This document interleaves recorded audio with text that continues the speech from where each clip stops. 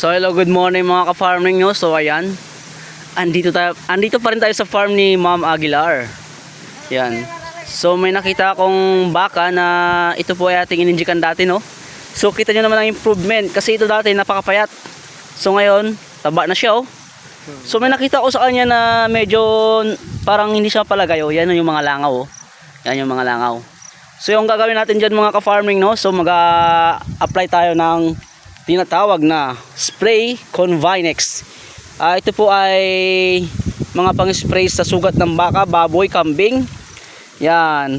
So may mga, alam niyo yung mga uod po, yung sugat ng baka, ito po ay mabisang pang-alis. Yan. Kaya po ito ay hindi dinadapo ng langaw yung sugat kapag nag-spray tayo. So yan, tara. Boss, pakitali mo nga ng kwan. Mayos. Yan. So kasama natin si Mang Larry. Yan po yung alalay ni. Hindi, tali mo sa kahoy doon. Tugos ba?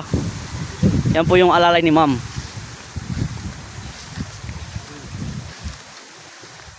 Yan. Itali mo. Tapos takpan mo yung mata. Oo. Yan. So yung ating unang gagawin bago tayo mag-spray para makasigurado tayong safe at ligtas. So kailangan muna nating i-restrain sa puno ng kahoy, no. Yan yung ating unang technique. Kailangan muna i-restrain yung baka para na sa ganoon ay hindi siya makagalaw at hindi siya makapanuwag. Yan. Paano may mata? So mag-spray na tayo, no. Yan. Yan, spray tayo. Tika lang. Sapa. Hipuin mo kasi. Yan, bali pag medyo aggressive yung baka, kailangan nyo munang hipuin, no. Yan, dito ako para hindi ako makita. Yan, dito. Pumunta ko ng sugat. Yan, sa kabila. Kabila pa. Oh. Yan, so mamaya yung result niyan ay hindi siya lalangawin. Yan, kasi yung langaw na yan sobrang kulit yan eh. Lawit lang. Kabila pa. Oh, yan. Okay na yan. So yan, no, nakapag-apply na tayo ng Convinex sprayer. Yan. Yan. So ang kanyang magagawa yung gamot na yan ay para hindi siya dapuin ng langaw or mga insekto. Yan.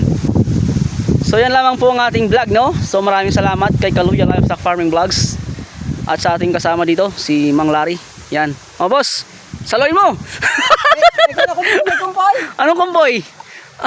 Ang sabon, digi nagtama digi. Oh, may sugat. Tara, gamutin natin. Sige, tara. Wala na, ayos na. Ayos na? Ito. Oh. So yan pa.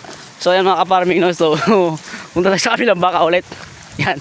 Ipapakita niyo rin baka. Yan.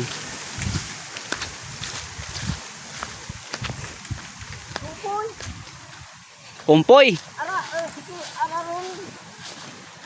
Sino nga? Saan? Araron na sapatos. Oh, Sa kabilog. Dan, oh ano? dan ay sige. Oh, spray natin. Na. Natong kumpoy. Oh, ito, baka mo to. Asipahin ako, ha. Hindi, nara ka pa ni pa. Sige. Ang kumpoy lang. Takpan mo yung mata. Yan. May kadya. Yan. Sige, paikain mo, sige, para maganda. Oh, wait lang, ito na ako. Ay. So bali mga ka-farming, no, yan daw ay sumabit yung kuko sa lubid, kaya natanggal yung kapirasong kuko. Yung kalahati natanggal. So yan, in-spray natin ng Convinex para sa ganun hindi pa rin langawin. So ayan, shout out kay Mang Larry, no. Ayan. So andito tayo ngayon sa farm nila Ma'am Aguilar, no. Yan. Ilibot ko lang po yung aking cellphone na para makita nyo yan. Yan po yung kanilang kubo. O yan. So bali po, andun po yung baboyan kanina kung saan tayo nag-inject. So ayan, andun po. Kasi sa likod ng kawayan na yan, doon na po yung tangkal ng baboy or kulungan. Yan, so guys, maraming salamat. Bye bye and God bless sa ating mga viewers. Thank you so much.